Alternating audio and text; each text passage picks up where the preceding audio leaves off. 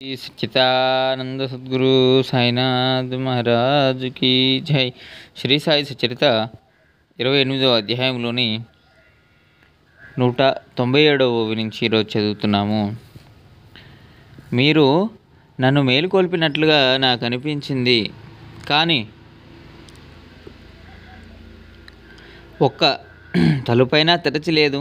అందువల్ల నాకు అలా అనిపించిందని మేఘ అన్నాడు. అతనితో బాబా అన్నది వినండి. నా ప్రవేశానికి ద్వారం అవసరం లేదు. నాకు ఆకారం లేదు, రూపం లేదు. నేనెల్లప్పుడూ ఎల్లెడలా ఉంటాను. నాపై భారం వేసి నన్ను నిరంతరం ధ్యానిస్తూ నాలో లీనమైన వారి శరీర వ్యాపారాలన్నీ సూత్రధారినై నేను నడిపిస్తాను అని చెప్పారు. తర్వాతి విశేషం, త్రిశూలం యొక్క ప్రయోజనాన్ని శ్రోతలు శ్రద్ధగా వింటే దానికి సంబంధించిన విషయం స్పష్టమవుతుంది.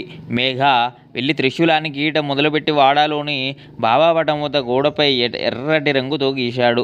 రెండవ రోజే మసీదుకు పూణే నుండి ఒక భక్తుడు రామదాసు వచ్చి భక్తిగా బాబాకు నమస్కరించి వారికి శివలింగాన్ని అర్పించాడు. ఇంతలో మేఘ కూడా అక్కడికి వచ్చి బాబాకు సాష్టాంగ నమస్కారం చేశాడు. బాబా అతనితో, ఇదిగో శంకరుడు వచ్చాడు, ఇక మీద ఇతను నీవు జాగ్రత్తగా చూసుకో అని చెప్పారు. త్రిశూలం గీయమని చెప్పిన దృష్టాంతం వెనకే అకస్మాత్తుగా శివలింగం లభించగా మేఘ స్తబ్దుడయ్యాడు. లింగాన్ని తటస్థతో చూస్తూ ప్రేమతో గద్గదుడయ్యాడు.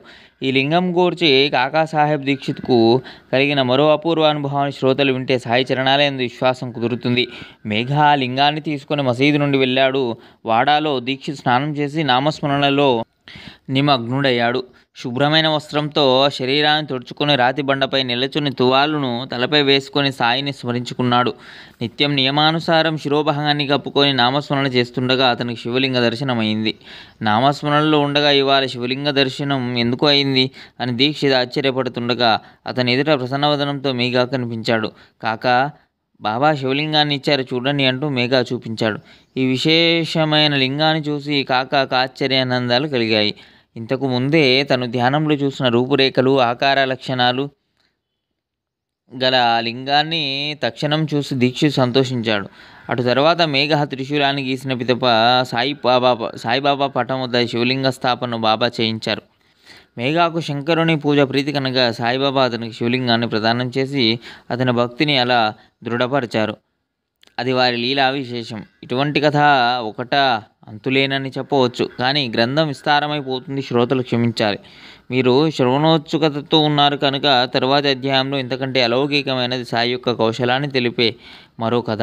హేమాడు సాయి శరణు జొచ్చి అందరి దురితాలను నివారించి భవభయాన్ని హరింపజేసే సాయి చరిత్రను వినిపిస్తాడు. స్వస్తి శ్రీ సంత సజ్జన ప్రేరితము భక్త హేమాడవంతు రచితము అయిన శ్రీ సాయి సమర్థ సచేతన దృష్టాంత కథనమును 28వ అధ్యాయం సంపూర్ణం.